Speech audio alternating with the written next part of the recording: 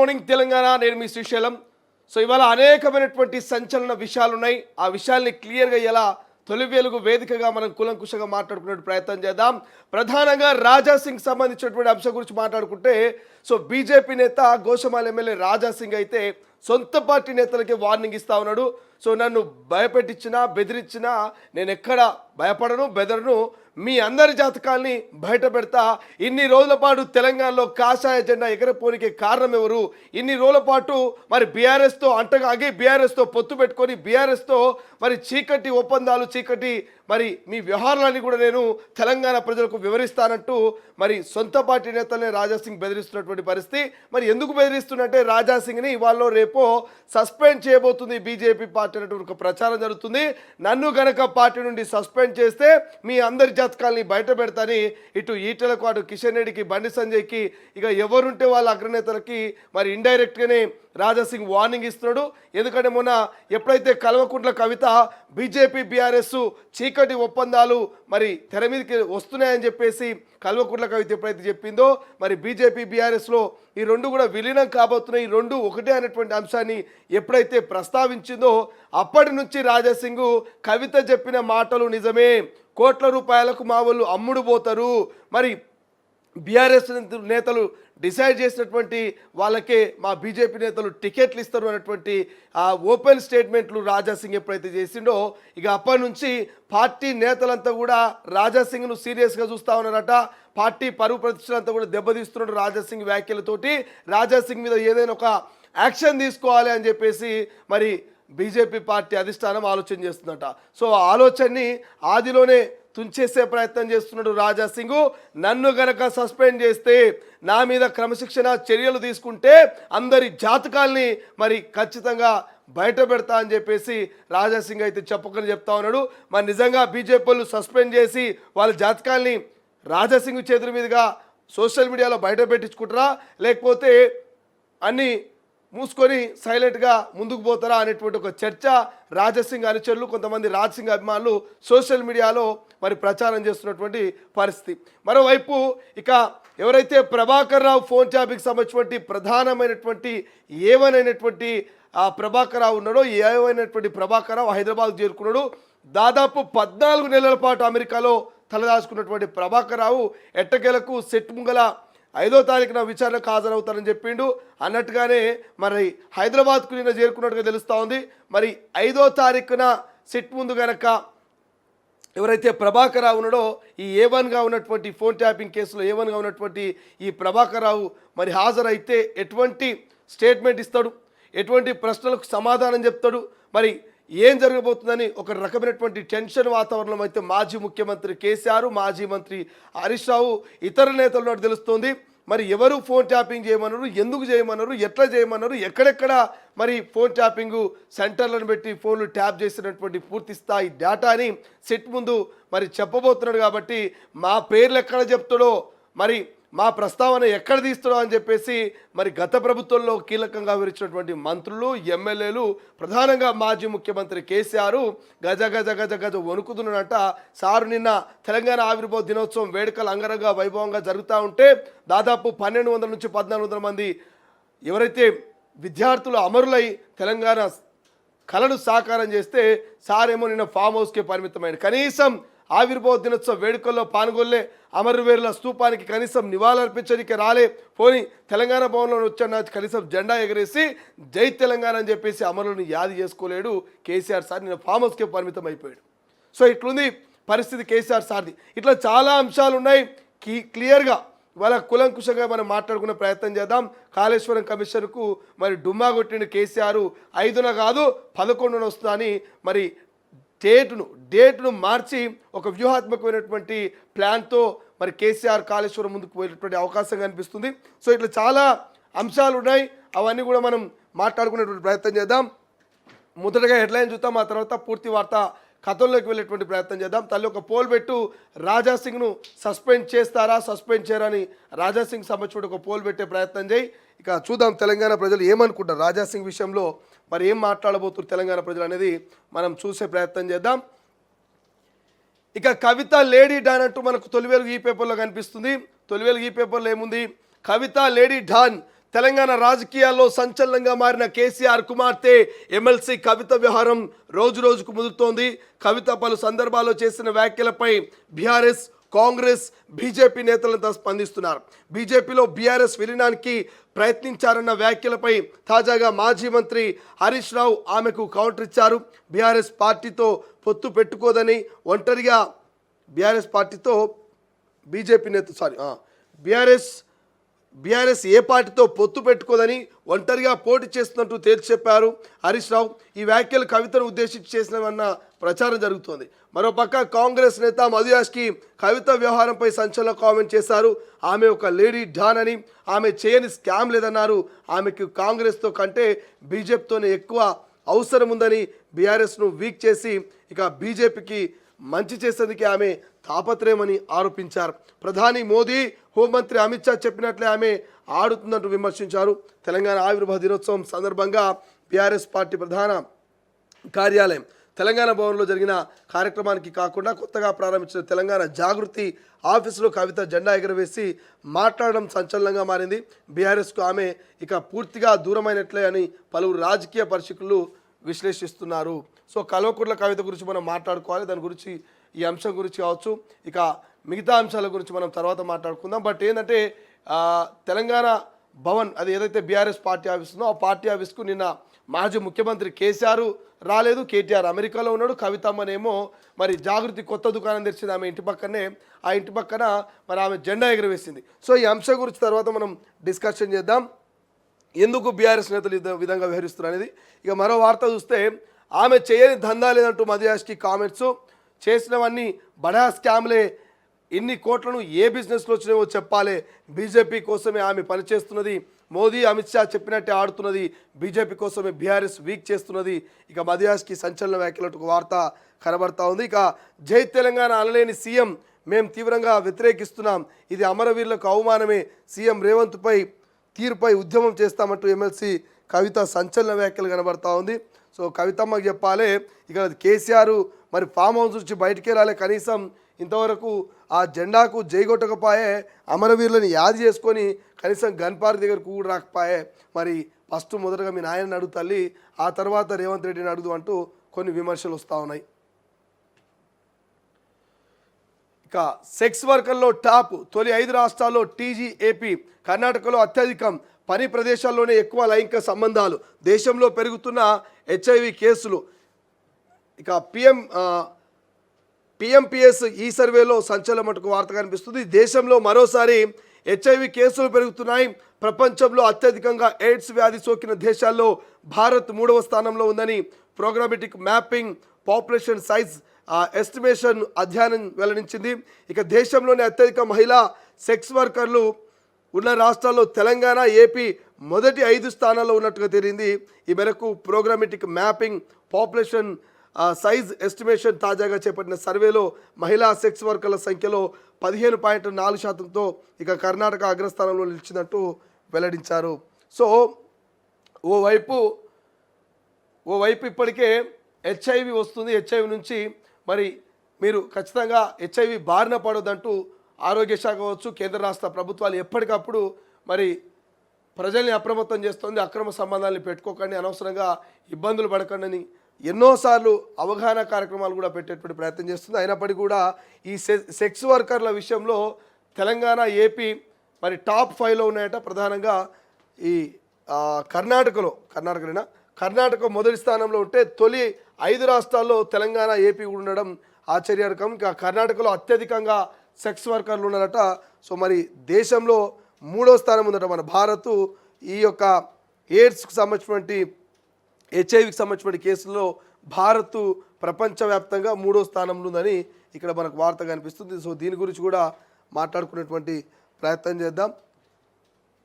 ఇక రాజాసింగ్ అవుట్, త్వరలో సస్పెన్షన్, నోటీసులు ఇచ్చేందుకు బీజేపీ హైకమాండ్ రెడీ, రాష్ట్ర పార్టీ నివేదిక ఆధారంగా చర్యలు, ఇప్పటికే ఫైల్ రెడీ చేసిన నేతలు, ఏ క్షణంలోనైనా ఎమ్మెల్యేకు నోటీసులు. మీడియాలో విస్తృతంగా ప్రచారం, తన మీద ప్రచారంపై స్పందించిన రాజాసింగ్ అందరి పేర్లు చెప్పే వెళ్తానని సంచలన వ్యాఖ్యలు. ఇటీవల ఎమ్మెల్సీ కవిత వ్యాఖ్యల్ని సమర్థించిన ఎమ్మెల్సీ అంటూ మనకు ఒక వార్త కనిపిస్తూ ఉంది. సో రాజాసింగ్ గురించి మనం మొదట్లో చెప్పుకుందాం. రాజాసింగ్ ఎప్పుడైతే మరి కల్వకుంట్ల కవితకి ఫేవర్గా మాట్లాడుతూ అంటే నిజంగానే కవిత చేసిన వ్యాఖ్యలు నిజమే అన్నటువంటి వ్యాఖ్యలు ఎప్పుడైతే రాజాసింగ్ చేసిండో సో అప్పటి నుంచి బీజేపీ నేతలంతా కూడా మరి సస్పెండ్ చేయాలా లేకపోతే ఏం చేయాలి రాజాసింగ్ని ఎట్లా కంట్రోల్ చేయాలని ఒక ఆలోచనలో పడ్డరట. సో దాని గురించి మరి ఆలోచన చేద్దాం. ఆయన ఏమంటుండు, నా గురించి మీరు ఎక్కువగా ఆలోచించి నాకు నోటీస్ ఇచ్చి నన్ను ఇబ్బంది పెడితే మీ అందరి జాతకాలు నా దగ్గర ఉన్నాయి, అవి తెలంగాణ ప్రజల ముంగల పెడతా అని రాజాసింగ్ రివర్స్ కౌంటర్ ఇచ్చే ప్రయత్నం చేస్తూ ఉన్నాడు. చూద్దాం ఏం జరుగుతుంది అనేది మనం డిస్కషన్ చేద్దాం. ఇక పలు జిల్లాలకు ఎల్లో అలర్టు, బలమైన ఈదురుగాళ్ళు వీచే ఛాన్స్, ప్రజలు అలర్ట్గా ఉండాలి, వాతావరణ శాఖ హెచ్చరిక, 4 రోజులు వర్షాలే అంటూ మరో వార్త కనిపిస్తుంది. ఇక ఈనాడులో చూస్తే ఈనాడులో ప్రగతి పథాన తెలంగాణ ఇక 2047 నాటికి దేశ జీడిపిలో 10% వాటా అందించేలా అడుగులు వేస్తున్నాం, అందుకోసం ఆశీర్వదించండి, అండగా నిలబడండి, రాష్ట్ర ఆవిర్భావ వేడుకల్లో సీఎం రేవంత్ రెడ్డి పిలుపు, మేము అధికారంలోకి వచ్చే నాటికి రాష్ట్ర ఆర్థిక వ్యవస్థ అస్తవ్యస్తం, తప్పిదాల్ని సరిదిద్ది గాడిన పెట్టాల్సిన బాధ్యత తమపై ఉందంటూ వెల్లడి. సో నిన్న పరేడ్ గ్రౌండ్లో జాతీయ పతాకాన్ని వందనం చేస్తున్న సీఎం రేవంత్ రెడ్డి అంటూ మనకు వార్త కనిపిస్తుంది. నిన్న తెలంగాణ ఆవిర్భావ దినోత్సవం అంగరంగ వైభవంగా చేసింది రాష్ట్ర ప్రభుత్వం, దానికి సంబంధించిన వార్త. ఇక నీళ్ళ పేరిట వేల కోట్ల దుర్వినియోగం, భాజపాతోనే తెలంగాణలో అభివృద్ధి సాధ్యమంటూ రాష్ట్ర ఆవిర్భావ వేడుకలో కేంద్ర మంత్రి కిషన్ రెడ్డి కామెంట్స్. మళ్ళీ కేసీఆర్ఏ సీఎం, 3 ఏళ్లలో మేము అధికారంలోకి రావడం ఖాయం. ఇక డల్లాస్లో బీఆర్ఎస్ రజతోత్సవ సభలో కేటీఆర్, తెలంగాణలో పెట్టుబడులు పెట్టాలని పిలుపు, అగ్రరాజ్యంలో ఘనంగా రాష్ట్ర ఆవిర్భావ వేడుకలంటూ మన వార్త కనిపిస్తుంది. సో కేటీఆర్ గారు ఏమంటాడు, మళ్ళీ కేసీఆర్ఏ సీఎం అంటున్నాడు. మీరు మళ్ళీ కేసీఆర్ సీఎం అంటారు, మీ చెల్లి నేనే సీఎం అంటది, మీ అభిమానులు మీరే సీఎం అంటారు. అసలు బీఆర్ఎస్ పార్టీలో ఎవరు సీఎం కాబోతున్నారు వాళ్ళకి ఒక క్లారిటీ లేనట్టుగా తెలుస్తూ ఉంది. ఇక ఆంధ్రజ్యోతి చూస్తే ఎలాంటి నుంచి ఖర్చు రాబట్టండి, 7 బ్లాక్ నష్టాన్ని వసూలు చేయాలి, క్రిమినల్ ప్రాసిక్యూషన్ చేపట్టండి, 33 మందిపై శాఖపర చర్యలు, 17 మందిపై అభియోగాలు మోపండి, 7గురిపై జరిమానాలు, ముఖ్య కార్యదర్శులపై చర్యలు, మేడిగడ్డ వైఫల్యంపై రాష్ట్ర ప్రభుత్వానికి విజిలెన్స్ కమిషన్ సిఫారసులు, 11న కాళేశ్వరం విచారణకు కేసీఆర్ ఆయన విజ్ఞప్తి మేరకు హాజరు తేదీ మార్పు అంటూ ఇక్కడ మనకు వార్త కనిపిస్తుంది. బ్లాక్ 7 బాధ్యత తప్పించుకోలేరు, మేడిగడ్డ కుంగుబాటు నిర్మాణ వైఫల్యమెత్తు, ఇక తొలగించిన సురక్షితం చేయాలన్న మీ పనే ఎల్ఎన్టీతో ప్రభుత్వం అంటూ ఒక వార్త హైలైట్ కనిపిస్తుంది. సో ఎల్ఎన్టీ నుంచే ఖర్చులు రాబట్టాలంట. ఎవరైతే కాళేశ్వరం నిర్మాణాన్ని చేపట్టినటువంటి ఈ ఎల్ఎన్టీ కంపెనీ ఉన్నదో ఈ కంపెనీలతోటే మరి పైసలు రాబట్టి ఈ కుంగినటువంటి మేడిగడ్డకు సంబంధించినటువంటి 7వ బ్లాక్ పునర్నిర్మాణం చేయించాలనేది ఇక్కడ విజిలెన్స్ కమిషన్ రాష్ట్ర ప్రభుత్వానికి సిఫారసు చేసిందట. దాని గురించి కూడా డిస్కషన్ చేద్దాం. మొత్తం యాడ్సే ఉన్నాయి, అయ్యాలి ఏం లేదు, అన్ని పేపర్లు కూడా యాడ్స్ తోటి ఇలా మొత్తం నింపేసినాయి. హైదరాబాద్లోని పరేడ్ గ్రౌండ్స్లో జరిగిన రాష్ట్ర అవతరణ వేడుకలో గౌరవ వందనం స్వీకరిస్తున్న సీఎం రేవంత్ రెడ్డి అంటూ మనకు వార్తగా వినిపిస్తుంది. ప్రగతే మా పథం, రాష్ట్రాన్ని దేశంలోని అగ్రస్థానంలో నిలుపుతాం, 2047కి $3 ట్రిలియన్ ఎకనామీ లక్ష్యం, న్యూయార్క్ ఇక టోక్యోతో పోటీ పడేలా ఫ్యూచర్ సిటీ, రాష్ట్ర ఆవిర్భావ దినోత్సవంలో సీఎం రేవంత్ రెడ్డి, 9 మంది ప్రముఖులకు నగదు పురస్కారాలు, రాష్ట్ర అవతరణ దినోత్సవ శుభాకాంక్షలు తెలిపిన రాష్ట్రపతి, ప్రధాని అమిత్ షా, ఖర్గే, రాహుల్ అంటూ వార్త.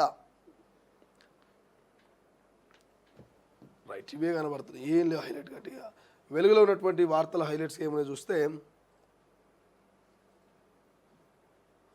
ఆగమైన వ్యవస్థల్ని సెట్ చేస్తున్నాం, ఇక ఆటంకాలను అధిగమిస్తూ ముందుకు వెళ్తున్నామంటూ రాష్ట్ర అవతరణ దినోత్సవంలో సీఎం రేవంత్ రెడ్డి వ్యాఖ్యలు కనబడుతున్నాయి. మరోవైపు 5న రాలేను 11కు మార్చండి, విచారణ తేదీని మార్చాలని కేసీఆర్ వినతి, కాళేశ్వరం జ్యుడిషియల్ కమిషన్కు లేఖ, కేసీఆర్ విజ్ఞప్తి కమిషన్కు ఓకే, 11కు ఎంక్వైరీ వాయిదా, హరీష్ రావు విచారణ అయ్యాకే వెళ్తేనే మేలని భావిస్తున్న కేసీఆర్ అంటూ కేసీఆర్ వారితో కనబడుతున్నది కాళేశ్వరానికి సంబంధించి. సో వ్యూహాత్మకమైనటువంటి మార్పు ఏంది అనేది మనం డిస్కషన్ చేద్దాం. ఇక వచ్చే ఎన్నికల్లో ఎవరితోనూ పొత్తుండదు, ఒంటరిగా 100 సీట్లు గెలుస్తామంటూ హరీష్ రావు కామెంట్స్. 100 సీట్లు కాదు, రేపు లోకల్ బాడీ జిహెచ్ఎంసీ ఎన్నికల్లో మరి ఓ 10 సీట్లు 15 సీట్లు గెలిచే ప్రయత్నం చేయండి. ఎందుకంటే జిహెచ్ఎంసీలో అయిపోయింది, గ్రామాలలో ఎంపీడీసీ జెడ్పీడీసీలు గెలిచే అవకాశం లేకుండా పోయింది. సో ఏం చేస్తుంది, 100 సీట్లు గెలుస్తాడ. వచ్చే ఎన్నికలు కాదు, రేపు రానటువంటి లోకల్ బాడీ ఎన్నికల్లో సత్తా చూపిరు బీఆర్ఎస్ వాళ్ళు. ఇక 9 మంది కళాకారులకు ఉద్యమకారులకు ₹1,00,00,000 ఇక వందనాలంటూ మాట మనకు ఒకటి వార్త కనిపిస్తుంది. ఇచ్చిన మాట ప్రకారం 1,00,00,000 చొప్పున అందజేసిన సీఎం రేవంత్ రెడ్డి అందుకున్న వారిలో అందశ్రీ, ఎక్కా యాదగిరి, సుద్దాల అశోక్ తేజ, జయరాజు, పాషం యాదగిరి, దివంగత గద్దర్, ఇక గూడ అంజయ్య తరపున స్వీకరించిన కుటుంబ సభ్యులు, విదేశాల్లో ఉన్న గోరెట్టి వెంకన్న తరపున అందుకున్న కూతురు నలిమెల భాస్కర్కు కాళోజీ సాహిత్య పురస్కారం ప్రధానమంటూ ఇక్కడ వార్త కనిపిస్తుంది. వీళ్ళందరూ కూడా తెలంగాణ ఉద్యమకారులు, తెలంగాణ కోసం ప్రాణాలు అర్పించినటువంటి కుటుంబాలు కూడా ఇందులో ఉన్నాయి. ఇందులో కళాకారులు ఉన్నారు, ఉద్యమకారులకు సంబంధించిన వాళ్ళు. ఇక్కడ చూడండి, గద్దరు వాళ్ళ సతీమణి ఉన్నది, ఇక్కడ మనకు ఇక్కడ గోరెట్టి వెంకన్న వారి కూతురు ఉన్నది, అదేవిధంగా దివంగత గూడ అంజయ్య తరపున వాళ్ళ గూడ అంజయ్య అన్న తరపున వాళ్ళ ఫ్యామిలీ మెంబర్సు కుటుంబ సభ్యులు తీసుకున్నారు. ఇక్కడ మనకు కనబడతా ఉన్నారు. పాషం యాదగిరి కావచ్చు, లేకపోతే సుద్దాల అశోక్ తేజ కావచ్చు, ఇట్లా ఎవరైతే కళాకారులరో ఉద్యమకారులరో వీళ్ళందరికీ ₹1,00,00,000 నజారా ఇచ్చి మరి వాళ్ళని గౌరవించుకున్న పరిస్థితి రాష్ట్ర ప్రభుత్వం చేసినటువంటి పరిస్థితి మనకు కనిపిస్తుంది. రైట్గా మరో వార్త, బీఆర్ఎస్ కాంగ్రెస్ రాష్ట్రానికి పట్టిన శని అంటూ రాష్ట్రాన్ని 10 లక్షల కోట్ల అప్పుల్లో ముంచాయంటూ కిషన్ రెడ్డి కామెంట్స్ కనబడతా ఉన్నాయి. మరోవైపు బీఆర్ఎస్లో ఎవరికి వారే రాష్ట్ర అవతరణ వేడుకల్లో పాల్గొని పార్టీ చీఫ్ కేసీఆర్ నిరుడు వచ్చినా ఇప్పుడు రాలే. అమెరికా టూర్లో ఉన్న కేటీఆర్ పార్టీకి దూరంగా జాగృతిలో సొంతంగా కవిత ఉత్సవాలు, తెలంగాణ భవన్లో జెండా ఎగరేసిన మధుసూదనాచారి పాల్గొన్న హరీష్ అంటూ కామెంట్స్. సో తెలంగాణ భవన్ అంతా కూడా ఒంటరైపోయింది పాపం. అయ్యో, ఈ 10 ఏళ్ళు కలకల్లాడిన తెలంగాణ భవను ఒంటరైపోయింది. మరి ఎక్కడ పోయిన బీఆర్ఎస్ బృందం, నా బీఆర్ఎస్ ఫ్యామిలీ అని తెలంగాణ భవన్ బాధపడుతుండొచ్చు. 10 ఏళ్ళు అధికారంలో ఉన్నప్పుడు అంగరంగ వైభవంగా వేడుకలు చేసిరు, అంతా ఈ తెలంగాణ భవన్లోనే సందడి చూపించారు. కానీ అధికారం కోల్పోయిన తర్వాత సారు ఫామ్ హౌస్కి పరిమితమే, కవితమ్మ అధికారం కోసం, కవితమ్మ మరి సీఎం కావాలనే కళ కోసం జాగృతి అని ఆమె అటేటో బాయ్, ఇక కేటీఆర్ అమెరికాలు తిరగబట్టే, ఇక హరీష్ రావు ఏం చేయాలని అర్థం కాక ఆ తెలంగాణ భవన్ చుట్టూ తిరుగుతూ ఉన్నారట. సో తెలంగాణ భవన్ కూడా బాధపడుతుందట, అయ్యో ఏమైనా అధికారం పోయినాక నన్ను కూడా పట్టించుకోవట్లేదని చెప్పేసి. సో బీఆర్ఎస్లో ఎవరికి వారనే వార్త కనిపిస్తుంది, దాని గురించి డిస్కషన్ చేద్దాం. కేసీఆర్ కనీసం బయటకు వచ్చి మరి జెండా పట్టకపోయా, జై కొట్టకపోయినటువంటి అంశం కనబడతా ఉంది, జెండా ఎగరేకపోయా కాబట్టి. సో ఇక హరీష్ ఈచల భేటీపై పక్కా సమాచారం ఉంది, టైం వచ్చినప్పుడు అన్నీ బయట పెడతామంటూ పీసీసీ చీఫ్ మహేష్ కుమార్ గౌడ్. 100 సీట్లు కాదు, ముందు మీ మామ బావ మరదలతో పంచాయతీ తేల్చుకో, 10 ఏళ్ళ మీ పాలన, 17 నెలల మా పాలనపై చర్చకు రావాలంటూ హరీష్ రావుకు ఎమ్మెల్సీ మహేష్ కుమార్ గౌడ్ సవాలు విసిరు. అది ఒకటి కనబడతా ఉంది. ఇక దిశలో చూస్తే కామన్గానే దిశలో కూడా ఆల్మోస్ట్ అవి వార్తలు ఉన్నాయి. 10 ఏళ్లలో నెరవేరని ప్రజల ఆకాంక్షలు, అందుకే ఆధిపత్యాన్ని కాదని ప్రజాప్రభుత్వం అంటూ ముఖ్యమంత్రి రేవంత్ రెడ్డి కామెంట్స్. ఇక దమ్ముంటే పార్టీ నుంచి సస్పెండ్ చేయండి, అందరి జాతకాలు బయట పెడతా, ఎవరితో పార్టీకి నష్టం జరుగుతుందో ప్రజలకు వివరిస్తా, బీజేపీ ఎమ్మెల్యే రాజాసింగ్ సంచలన వ్యాఖ్యలంటూ వార్త కనిపిస్తుంది. మరోవైపు ఇక దిశలో తేదీ మార్పు వ్యూహం ఏంటి, 5న హాజరు కాలేనని కాళేశ్వరం కమిషనర్కు కేసీఆర్ లేఖ, హాజరు అనుమానమే అంటున్న రాజకీయ విశ్లేషకులు. 11న అటెండ్ అవుతారని రిక్వెస్ట్ కమిషనర్కు మరి పెడితే కమిషన్ కూడా సానుకూలంగా స్పందించి గ్రీన్ సిగ్నల్ ఇచ్చింది. సో తాజా పరిణామాలతో హరీష్ రావు ఈటల తర్వాత గులాబీ బాస్ ఎంక్వైరీ, వారిద్దరికీ జస్టిస్ ఘోష్ నుంచి ఎదురైనటువంటి ప్రశ్నలపై నజరు పెట్టేటువంటి ఛాన్సు ఇక అనుగుణంగానే ప్రిపేర్ అయ్యే అవకాశం అయితే క్లియర్గా కనిపిస్తూ ఉంది. సో దానికి తోడు ఇక మనకు కాళేశ్వరం కమిషన్ కంటే ముందే ఫోన్ ట్యాపింగ్ విచారణ ఉంది ప్రభాకర్ రావుది. కాబట్టి చూడాలి కేసీఆర్ ఈ విచారణలన్నీ కూడా ఎట్లా ఎదుర్కొంటాడు అనేది మనం డిస్కషన్ చేద్దాం. ఇక జేఈ అడ్వాన్స్డ్ ఫలితాల్లో Sri Chaitanya top, all India first rank సొంతం. ఇక ఓపెన్ కేటగిరీలో టాప్ 10 లోపు 3 ర్యాంకులంటూ వార్త కనిపిస్తుంది. ఇక బీఆర్ఎస్ పొత్తు పెట్టుకోదంటూ హరీష్ రావు కామెంట్స్ హైలైట్ కనిపిస్తూ ఉంది. ఇక్కడ విత్తన పంపిణీ షురు అంటూ భద్రాద్రి కొత్తగూడెంలో అందజేసిన మంత్రి తుమ్మల, పలు జిల్లాలో పాల్గొన్న మినిస్టర్లు, ఎమ్మెల్యేలు, 300 మంది అభ్యుదయ రైతులకు అందజేత, మిగతా రైతులకు నేటి నుంచి పంపిణీ అంటూ ఇక విత్తనాల పంపిణీ షురు అయిందంట. విత్తనాలు నాటుతారు తెలంగాణలో. మిస్ వరల్డ్ ఇక ఒపెల్ సుజాతకు సన్మానిస్తూ గవర్నర్ దంపతులు అంటూ ఒక వార్త హెడ్ కనిపిస్తుంది. సుందరిమణులకు సన్మానం, మిస్ వరల్డ్ విజేతలకు రాజ్భవన్లో తేనేటి విందంటూ ఓ వార్త. మరోవైపు నేటి నుంచి ప్రజల వద్దకే రెవెన్యూ 20వ తేదీ వరకు రాష్ట్ర వ్యాప్తంగా రెవెన్యూ సదస్సులు అంటూ మరి భూ సమస్యలపై దరఖాస్తుల స్వీకరణ పరిష్కారం, కలెక్టర్లు మానవీయ కోణంలో సమస్యలు పరిష్కరించాలంటూ మంత్రి పొంగులేటి కామెంట్స్ హైలైట్గా కనిపిస్తుంది. సందేహాల నివృత్తికి భూమిత్ర అంటూ మరొక వార్త ఉంది ఇక్కడ. భూభారతిలో ఏఐ చాట్ బాట్ రెడీ, డేటాబేస్తో మాట్లాడే అవకాశం అట. ప్రశ్నలకు సమాధానం ఇచ్చేలా డిజైను, తెలుగు, హిందీ, ఇంగ్లీష్, ఉర్దూలో ఆన్సర్. మొదట ప్రయత్నకంగా అమలు, త్వరలో అధికారికంగా ప్రారంభం అంటూ వార్త. నేను మీకు ఎలా సహాయపడగలనంటూ ఇక ఏఐ చాట్ బాటు రెడీగా ఉందంట. మరి ఈ భూ సమస్యలకు సంబంధించి ఏ ప్రశ్న అడిగా కూడా మరి ఈ భూమిత్ర చెప్పేందుకు సిద్ధంగా చేసిందంట రాష్ట్ర ప్రభుత్వం. మొదటగా ప్రయత్నకంగా అమలు చేస్తున్నారు, ఆ తర్వాత అధికారికంగా ప్రారంభించేటువంటి ఛాన్స్ కనబడుతుందట. ఇక స్వేచ్ఛలో చూస్తే నీట్ వాయిదా, సుప్రీంకోర్టు ఆదేశాలతో బోర్డు నిర్ణయం, ఒకే షిఫ్ట్లో పరీక్ష నిర్వహణకు ఏర్పాటు, త్వరలోనే కొత్త తేదీపై క్లారిటీ అంటూ వార్త హైలైట్గా అనిపిస్తుంది. ఇక నేనెందుకు కలుస్తా అంటూ ఈచల, పొత్తులు మాకెందుకు అంటూ హరీష్ ఐఎమ్ రెడీ, ఎక్కడికైనా సిద్ధమంటూ సవాలు విస్తున్న మహేష్ కుమార్ గౌడ్. ఇక 10 ఏళ్ల నిర్లక్ష్యం చక్కదిద్దామంటూ ముఖ్యమంత్రి కామెంట్స్ హైలైట్గా కనిపిస్తుంటే, మరోవైపు కాళేశ్వరం వ్యూహం ఏంటి, ఈటెల హరీష్ తర్వాతే కమిషన్ ముందుకు కేసీఆర్ అంటూ మరి స్వేచ్ఛ హైలైట్గా రాసినటువంటి అంశము. రైట్గా కాంగ్రెస్లో కుమ్మలాటలు, షాద్నగర్లో పాత కొత్త నేతల మధ్య అంతరం, అవతరణ వేడుకలో నేతల బాహాబాహి, ఎమ్మెల్యే సమక్షంలో బయటపడ్డ విభేదాలు, అసహనం వ్యక్తం చేసిన వీళ్లపల్లి శంకర్, పరిస్థితిని చక్కదిద్దాలంటున్న పార్టీ క్యాడర్. మళ్ళీ కష్టాలు తప్పవా, ఇక మాన్సూన్ సహాయక చర్యల టెండర్లు రద్దంటూ పూర్తి కాని నాలా పూడికతీత పనులు, వరుసగా ఐఎండి రెయిన్ అలర్ట్స్, గట్టిగా వానబడితే నగరం ఆగమాగమే, భయం గుప్పిట్లో లోతట్టు ప్రాంతాలు బేఫికర్గా జిహెచ్ఎంసీ అధికారులట. మళ్ళీ కష్టాలు తప్పవా అంటూ వార్త కనిపిస్తుంది.